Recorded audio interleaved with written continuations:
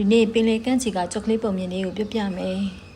တခါကကြောက်ကလေးတစ်ကောင်ဟာပင်လယ်ကမ်းခြေကိုခီးထွက်တော့မယ်လို့သူရဲ့မိဘတွေကိုပြပြခဲ့တယ်။အိုးမဖြစ်ဘူးသားမေတို့ဖေတို့တအော်လေးစိုးရင်လာပဲလို့သူတို့ကအော်ဟစ်တာမြင်ကြတယ်။လောကကြီးကကြောက်စရာတွေနဲ့ပြည်နေတာကွ။မတော်ပါနဲ့လားသားရဲ့။ဒါပေမဲ့ကြောက်ကလေးကတော့ပြက်ပြက်သားသားပဲတာဆုံးဖက်ပြီးဖေ။တာပင်လယ်ကြီးကိုတစ်ခါမှမမြင်ဘူးသေးဘူး။အခုကမြင်ဘူးအောင်သွားကြည့်ရမယ့်အချိန်ပဲ။ဘေးရကားမှတားရဲ့စိတ်ကိုပြောင်းလဲအောင်မလုပ်နိုင်ပါဘူးလို့ပြန်ပြောလိုက်တယ်။ဒါဆိုရင်လည်းဖေတို့မတားတော့ပါဘူးဒါပေမဲ့တတိထားသွားတော့တားလို့မိဘနှစ်ပါးကမှားကြားလိုက်ရတော့တာပေါ့နောက်တနေ့မိုးသားရဲ့အနည်းရောင်လေးရောက်လာချိန်မှာကြောက်ကလေးကခီးစတင်ခဲ့တယ်မနေ့ခင်းတော့မကုန်သေးဘူးကြောက်ကလေးကဒုက္ခတွေနဲ့ကြောက်စရာတွေကိုစတင်ရင်ဆိုင်လိုက်ရတာပေါ့တစ်ပင်တစ်ပင်ရဲ့နောက်ကနေကြောင်ကြီးတစ်ကောင်ဝုန်းကနေထွက်လာပြီးမင်းဝန်ကနေ့လည်စာအဖြစ်စားပစ်မဲလို့ဟင်းဟောင်းလိုက်တယ်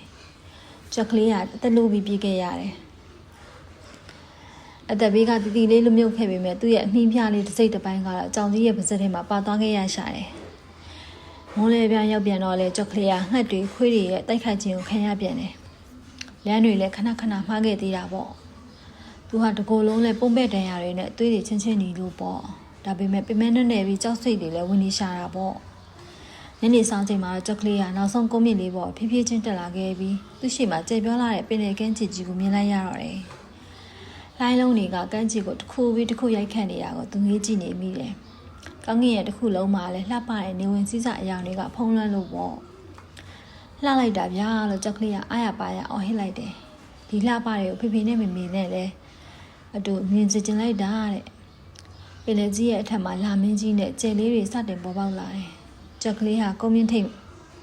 ငင်းငင်းလေးထိုင်နေမိတယ်။သူ့ရင်ထဲမှာတော့လုံမင်းနဲ့ဆိုင်လာတဲ့ငင်းချမ်းမှုနဲ့တည်တဲ့ပတီဖြစ်မှုတွေကစိတ်ဝင်နေပါတော့တဲ့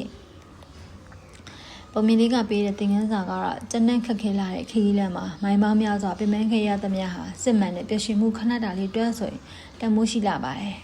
ပုံမြင်လေးကတော့ဒါပါပဲကွယ်